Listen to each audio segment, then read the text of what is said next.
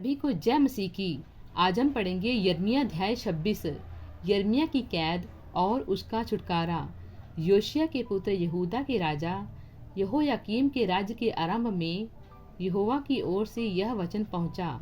यहोवा यूं कहता है, यहोवा के भवन के आंगनों में खड़ा होकर यहूदा के सब नगरों के लोगों के सामने जो यहोवा के भवन में दंडवत करने को आए, ये वचन जिनके विषय उनसे कहने की आज्ञा मैं तुझे देता हूँ, कह दे। उनमें से कोई वचन मत रख छोड़।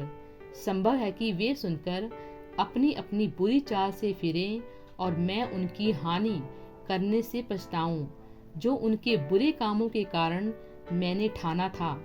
इसलिए तू उनसे कह, यहोवा यूं कहता है, यदि तुम मेरी सुनकर मेरी व्यवस्था के अनुसार जो मैंने तुमको सुनवा दी है ना चलो और ना मेरे दास भविष्यवक्ताओं के वचनों पर कान लगाओगे, जिन्हें मैं तुम्हारे पास बड़ा यत्न करके भेजता आया हूँ, परंतु तुमने उनकी नहीं सुनी, तो मैं इस भवन की शीलों के समान उजाड़ दूंगा और इस नगर का ऐसा सत्यानाश कर दूंगा कि पृथ्वी की सारी जातियों के लोग उसकी उपमा दे देकर श्राप दिया करेंगे। जब यिर्मयाह के ये वचन यहोवा के भवन में कह रहा था, तब याजक और भविष्यवक्ता और सब साधारण लोग सुन रहे थे। जब यिर्मयाह सब कुछ जिसे सारी प्रजा से कहने की आज्ञा यहोवा ने दी थी कह चुका, तब याजकों और भविष्यवक्ताओं सब साधारण लोगों ने यह कहकर उसको पकड़ लिया, निश्चय तुझे प्राण दंड मिलेगा। तूने क्यों यहोवा के नाम से यह भविष्यवाणी की कि यह भवन शीलो के समान उजाड़ हो जाएगा और यह नगर ऐसा उजड़ेगा कि उसमें कोई न रह जाएगा। इतना कहकर सब साधारण लोगों ने यहोवा के भवन में यिर्मयाह के विरुद्ध भीड़ लगाई। यहूदा के हाकिम ये बातें सुनकर राजा के भवन से यहोवा के भवन में चढ़ आए और उसके नए फाटक में बैठ गए।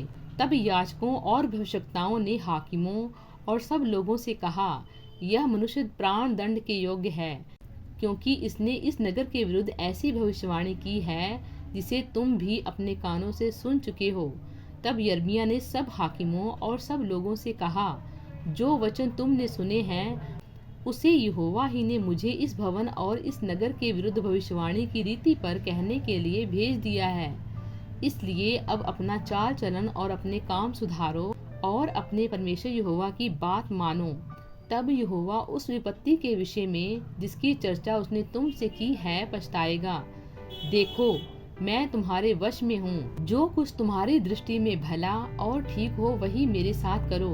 पर यह निश्चय जानो कि यदि तुम मुझे मार डालोगे तो अपने को और इस नगर को और इसके निवासियों को निर्दोष के हत्यारे बनाओगे, क्योंकि सचमुच यहोवा ने मुझे तुम्हारे पास यह वचन सुनाने के लिए भेजा है।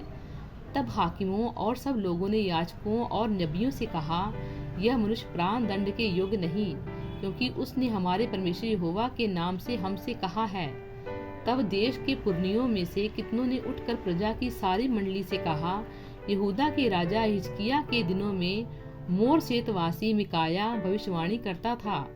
उसने यहूदा के सारे लोगों से कहा, सेनाओं का यहोवा यूं कहता है कि सिय्योन जोत कर खेत बनाया जाएगा और यरूशलेम खंडर हो जाएगा और भवन वाला पर्वत जंगली स्थान हो जाएगा। क्या यहूदा के राजा हिजकिय्याह ने या किसी यहूदी ने उसको कहीं मरवा डाला? क्या उस राजा ने यहोवा का भय ना माना और उससे विनती ना की? तब यहोवा ने जो विपत्ति उन पर डालने के लिए कहा था उसके विषय क्या वह ना पछताएगा? ऐसा करके हम अपने प्राणों की बड़ी हानि करेंगे।